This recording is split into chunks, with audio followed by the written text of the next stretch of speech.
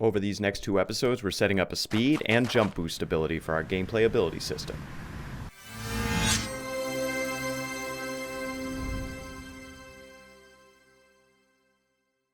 Hey guys, today we're setting up our first gameplay ability where the effect acts on the player instead of the world. Inevitably, most games have an effect that increases the player's speed or how high or far the player can jump, and we're going to do the same, but maybe take it in a more interesting direction. We're going to get into physics in just a few episodes, and my vision is that the physics are going to be fairly realistic. So if our player hits the ground too hard, they're going to take fall damage. If they slam into a rock at full speed, they're going to take collision damage. And so that sets up this ability to be adaptable based on player skill. But setting up an ability to be effective based on the player's skill, it's a delicate thing, because for most players, and myself included, they're not going to be good at it at the start. So the key there is, even though it's difficult to get good at it, it has to be fun and it has to be useful right out of the gate. But those two things combined, is it actually a fun ability, but then also the pragmatic side, like is the player actually going to use it in the game, even if they're not all that good at it? Those two things combined then give the player an opportunity to improve their use of the skill over the course of the game. And I'm thinking that this ability is going to be one of the most strategic abilities in the game, because obviously being able to move fast, being able to jump high, that's something that's going to allow us to get out of sticky situations. But I think it can also be used offensively, like tactically in specific situations in tandem with other abilities. And you're going to see that by the end of this episode. So if you want to start with all the episodes on gameplay abilities from the ground up, I recommend starting with episode 23, the torchlight effect, and working your way up. But I have a playlist on the channel specifically for that. And back in episode 26, when we first created our gameplay abilities, I went over this slide on how to conceptualize a gameplay ability system. For the air abilities in this game in general, we're going to have air abilities that are acting in the world, and we have air abilities that are acting on our player. And the player is a little bit simpler, so we're going to start with that. And the other reason we're starting with the player is that's opening up a chain of episodes coming up in the near future where we're going to start being able to pass damage and have damage effects on our player. In this roadmap slide, I haven't done something like this before on the intro, but I think from time to time I want to put this in here just to kind of update you on my thinking, where we're headed with the series, let you know, is this going to be useful to keep following? So these two episodes are going to get us a polished speed and jump boost ability, but then that's going to allow us to begin working on our damage mechanics for the next 3 episodes. And with damage mechanics, that gets us closer and closer to our medium-term goal, which is getting a gameplay prototype up and running. So here are the key concepts for this episode. Nothing really heavy duty, and really it's all revolving around our character movement component. And it's not so much a tutorial on the character movement component, but more so just what settings I found to be the most fun, but also the most useful in getting the speed and jump boost ability up and running. So let's get to it. So we're going to start today by creating a brand new GameplayAbility Actor blueprint. And this is building off of the GameplayAbility system we started in episode 26. So feel free to check that out. And in that episode, we went under blueprints and then under gameplay abilities. And we created both of these gameplay abilities. We created our parent actor here and then a child actor for fire.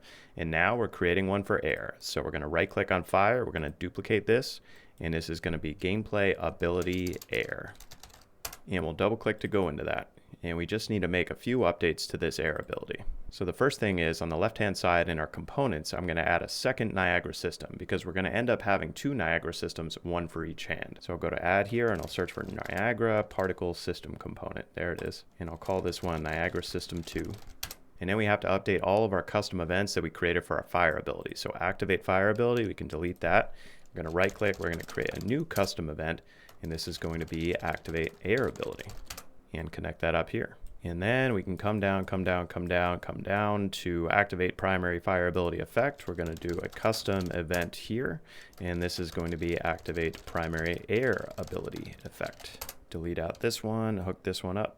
Last one. So we come down to deactivate fire ability.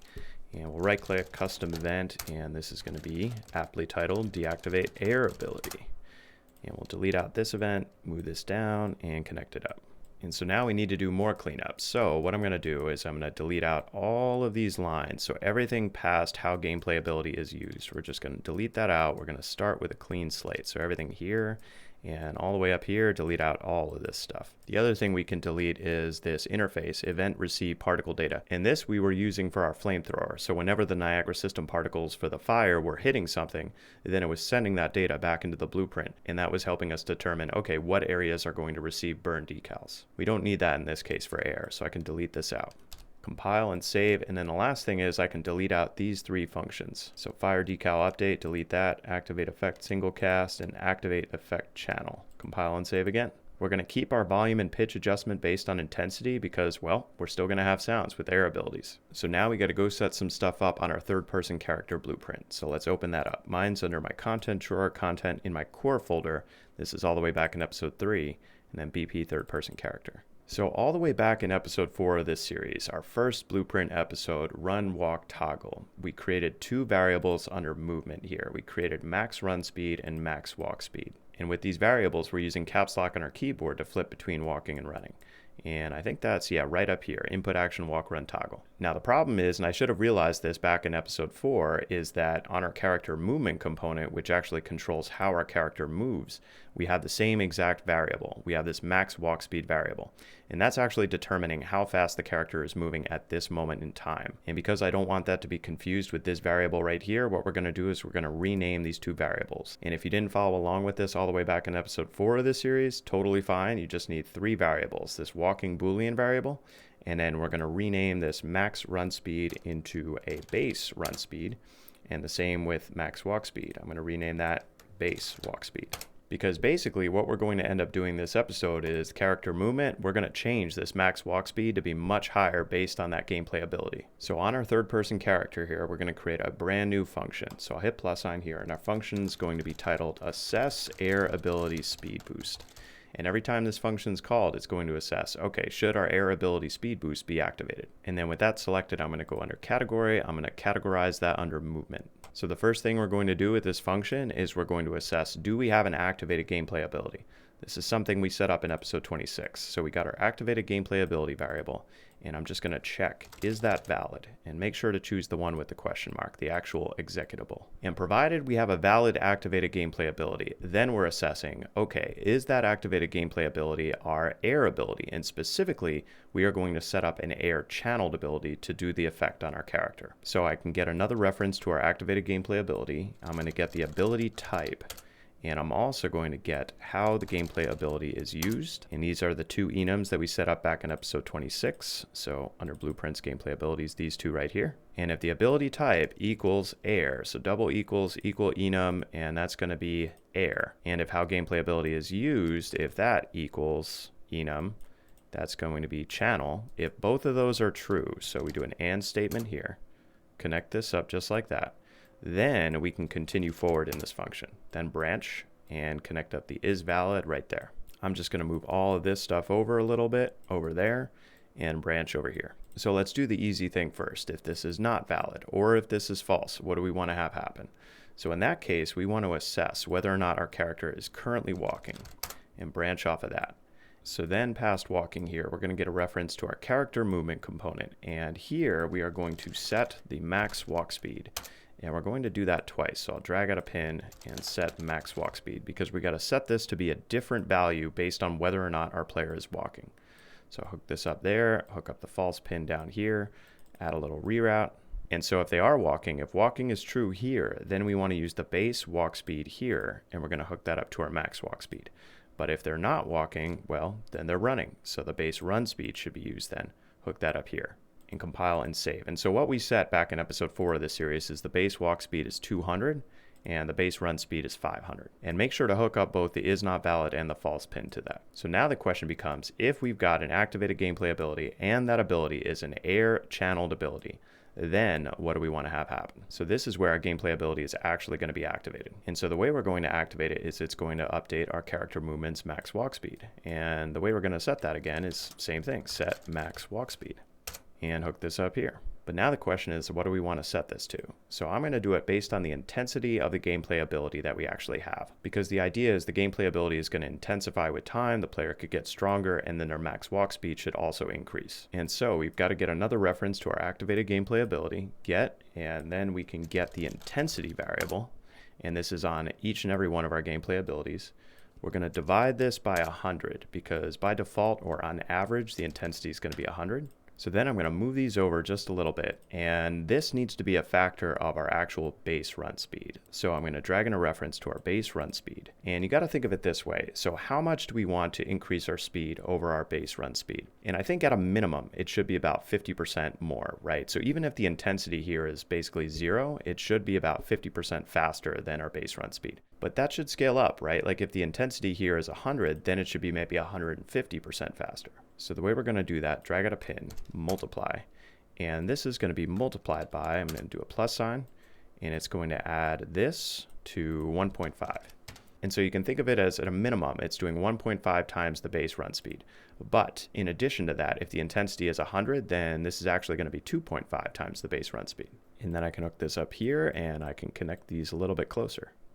So let's add a comment to this just so I don't forget that. So comment, and I'm just going to say minimum of 50% speed boost up to 150% speed boost if intensity equals 100. Compile and save.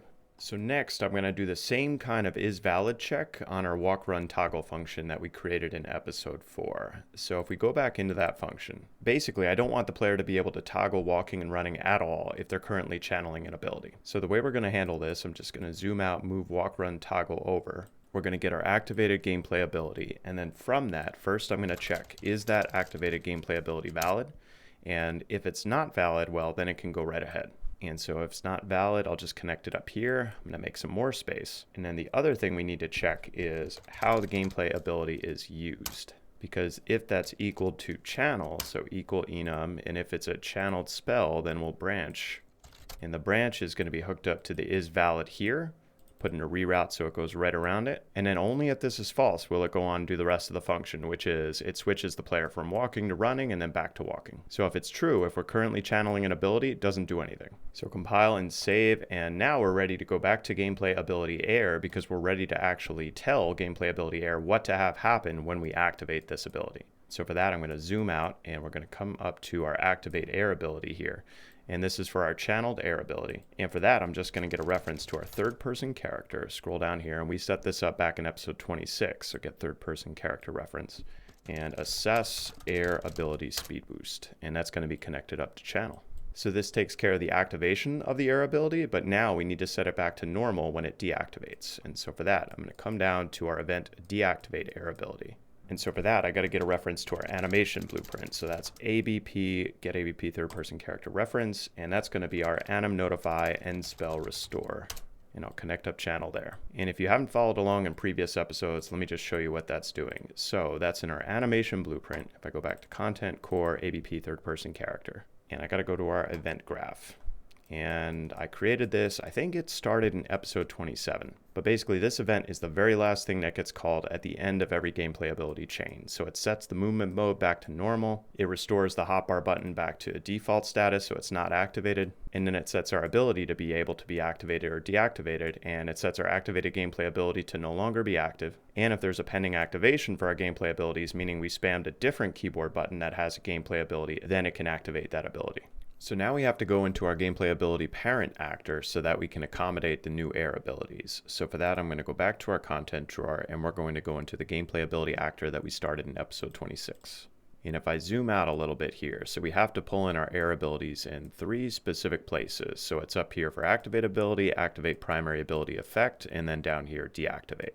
So we'll start up top. So I can get a reference to self, and then we're going to cast to GameplayAbilityAir. And that's going to be connected up here. Move self down here, and I can drag out a pin and I can activate our air ability.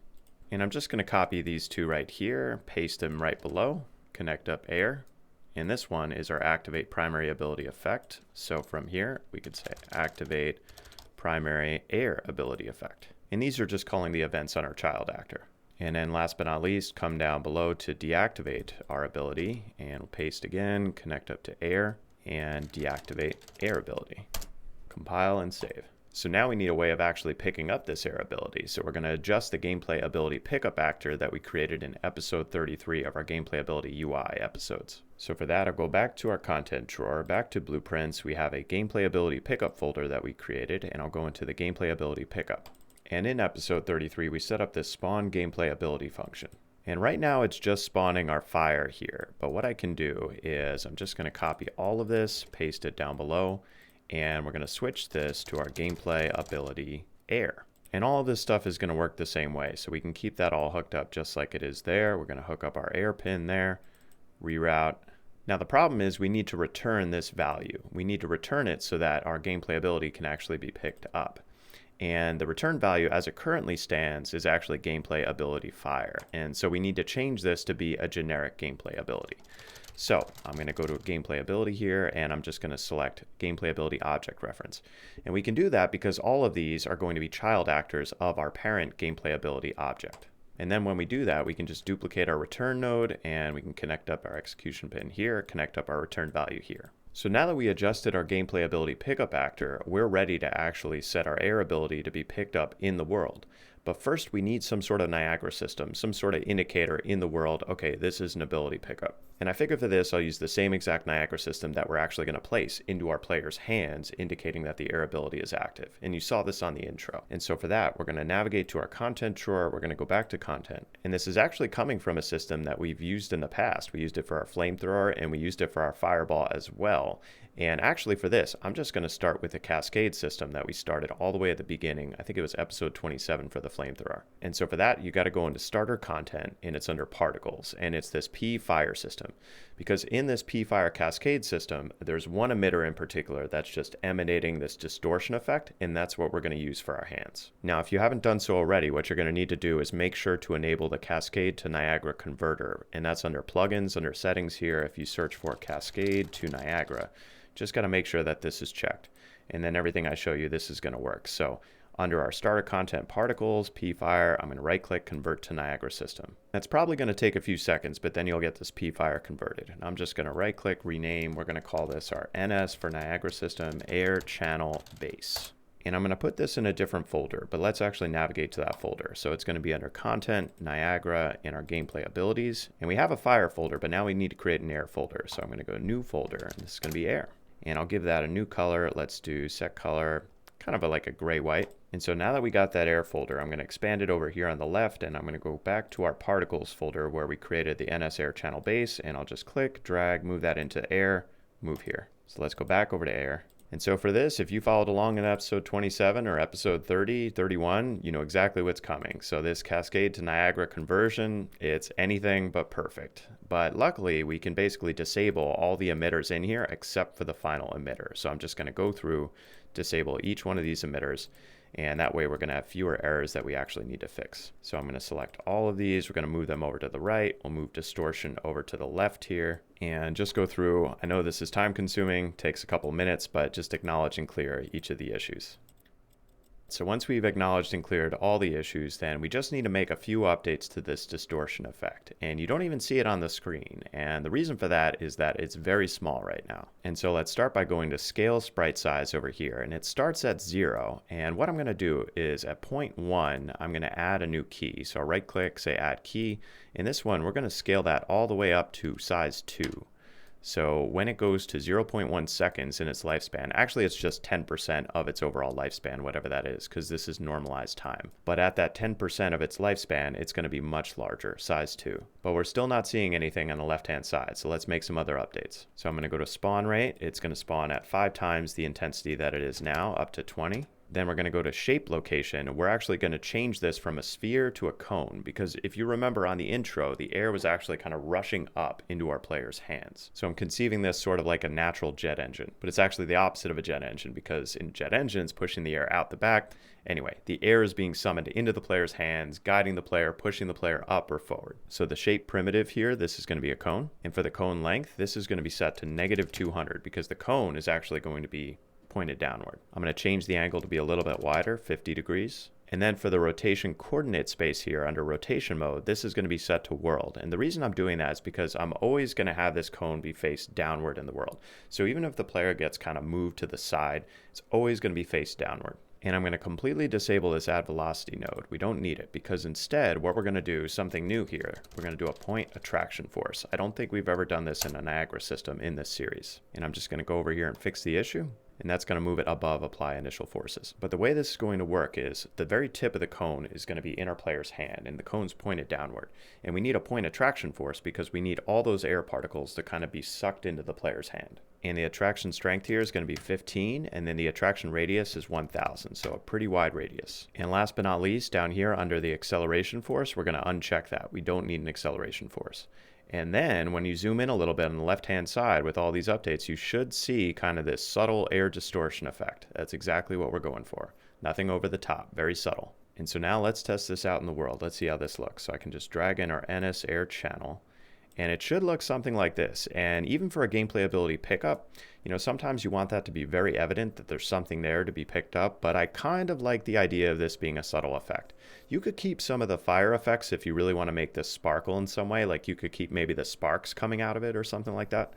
But I think I'm going to keep it subtle, and that makes it a challenge to actually find the GameplayAbility pickup for this. All right, so now that we've got our Niagara system, I'm going to delete this out, and instead we're going to go back to our gameplay abilities. Actually, we got to go back to Content, Blueprints, GameplayAbility Pickup. We'll drag in our GameplayAbility Pickup Actor into the world. Now we need the Niagara System display, so I can say NS Air, Air Channel Base, and then we've got to give this an ability icon. And so for that, I created an ability icon in preparation for this. So let me just drag that into our ability icons folder, which we also created. I think that was back in episode 33. So I'll open that folder, and then I also got a folder here for our ability icons, and I'll just click and drag that Air Ability Channel icon directly here. So that's what it looks like. And by the way, if you want to use this very same ability icon, there's a link to it in the description below. There's also a link to the spreadsheet that we use for every single asset that we're using in this series. So now that we got our Air Ability Channel icon, what I can do is I can drag that into our ability icon here. And then I can collapse our content drawer, won't need that. And our ability type, this is going to be air. Our intensity is going to be 100. And for the ability primary Niagara system, well, we're going to set that up next episode. But for now, we can just search for our NS air, and we'll use our channel base here. And how GameplayAbility is used, this is going to be set to channel. So now we can save our world, and we are ready to test this out. All right, so I'll pick up some fire abilities too and make sure that those are working. Yeah, looking good, fireball, good to go. All right, so there's our subtle air ability over there. Run into that. There we go. Hard to run into. And so now I hit number 4 on my keyboard and nothing. Our movement remains exactly the same. And yeah, it's doing absolutely nothing. So what's going on with our movement? So back in episode 34 on our third person character blueprint, we created this activate ability function. And I'm going to go into that. And the problem here is we got to switch the order of these things. So we got to switch activate ability after we set our activated gameplay ability. And the reason we have to do that is because as it currently stands, here's what's happening. So our gameplay ability air gets activated. So come up here, it does its assess air ability speed boost. So it gets activated currently, and then it checks to see, do we have an activated gameplay ability? It's not valid, so it just sets our walking speed right back to walking and running. And it's doing that because we're not setting this until after we actually activate the ability. So we just need to reverse these. So I'm going to disconnect this, and I'm going to disconnect this, and just move these over. And by the way, to do that, it's a nice trick. You just hold Alt, and then you can disconnect each of these. And then we'll connect it up just like this. Compile and save, one more test. It's still not going to work, but we'll talk through why that is. All right, so we got our air ability now, and I hit 2, and then I'm still at normal speed, and I hit 2 again, and it seems to increase my speed just for like a half a second, and then it's right back to normal. Because what's happening is we have a function on our animation blueprint that every footstep, it's reassessing our player's speed. And we set that up based on running into water, which I think was like episode 18, 19. If you didn't do the footstep effects episodes, totally fine. You won't have this problem. But let's just go in real quick and we'll correct that. So for that, I got to go back to my animation blueprint and into our event graph. Because whenever we're planting our left foot or our right foot to get our footstep effects or footstep sounds, we're doing this restore normal speed function. And so instead of this function, I'm just going to get a reference to our third person character. And we are going to call the assess air ability speed boost function, the one that we just created, and connect this up.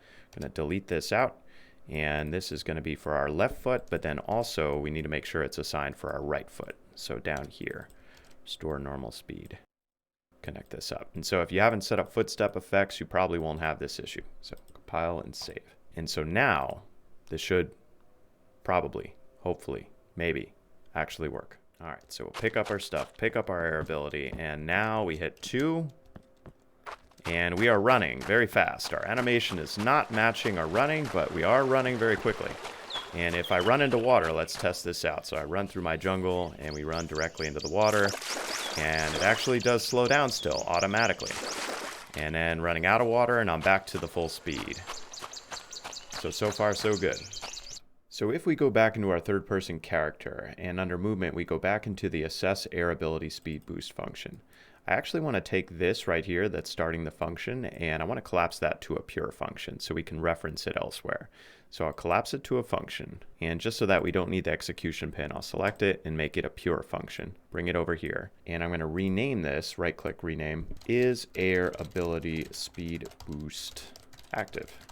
And I'll put that also under movement. So now we get to the fun part. So the gliding that you saw in the intro, we're going to set that up right now. So I'm going to compile and save. We're going to go back to our event graph. And if I zoom out and I come to the input action jump and input touch jump, this is where the magic's going to happen. So the way this is going to work is we're actually going to adjust gravity on our character movement component.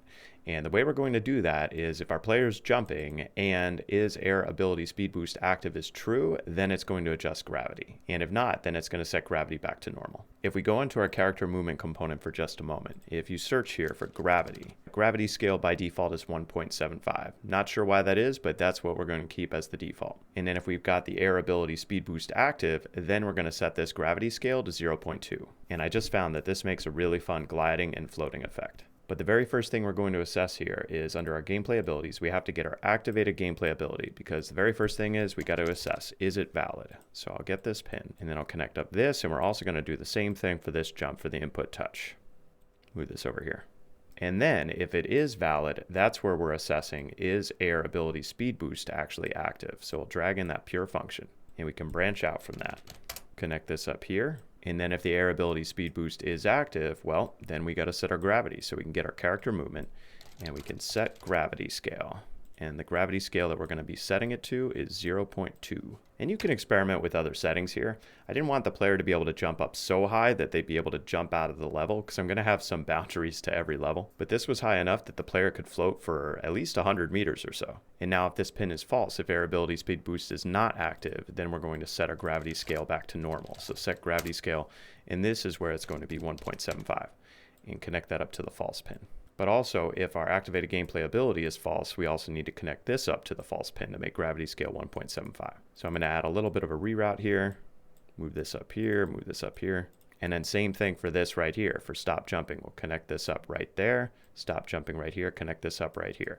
So all roads of stop jumping, or if we don't have a gameplay ability, or if our air ability speed boost is not active, all those roads lead back to a normal gravity scale. And so from a player standpoint, basically, if I hold down my space bar, then this jump continuously triggers. So as long as I hold down my space bar, then I'm getting that gravity scale of 0.2 if the ability is active. And then as soon as I release my space bar, then the gravity scale goes back to 1.75.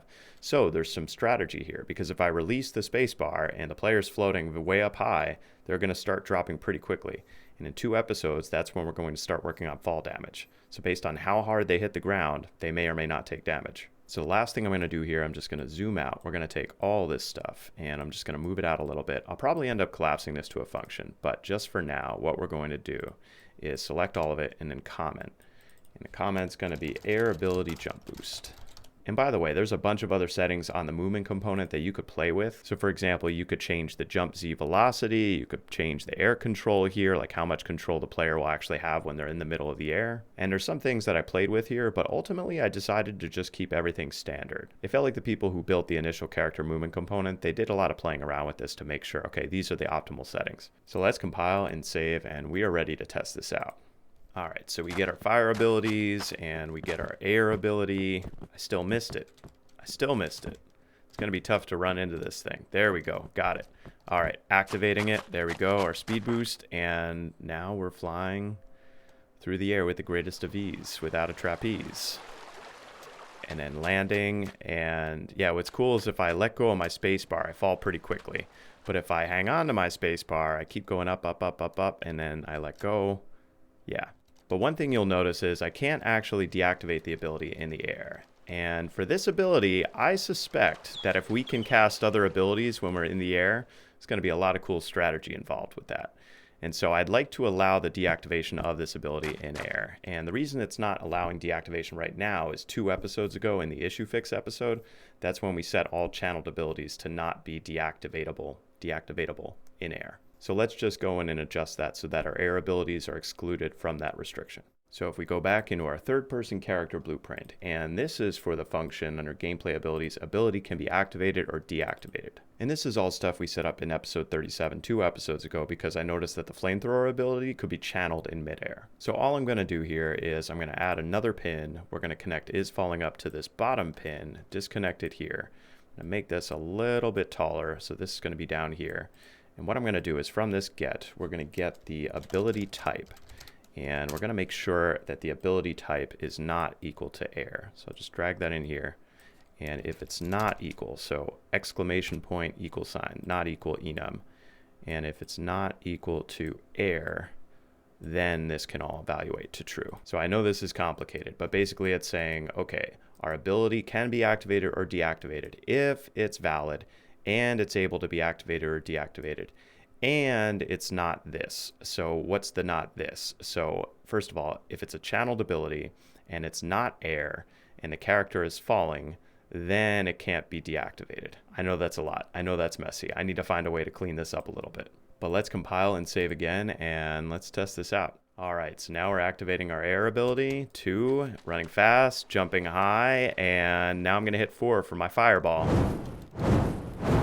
This is the strategy I was talking about. Because even after we deactivated our air ability, if I keep holding spacebar, then I'm floating through the air. And then when I land, I can reactivate the air ability and we could do it all over again. And this may seem overpowered, but I am anticipating that if I'm just floating through the air, I'm going to be an easy target. And the same for an AI character. We'll get into AI characters maybe in about 10 episodes or so. And so now that all this is working from a gameplay standpoint, now we just got to get it working properly from an aesthetic standpoint.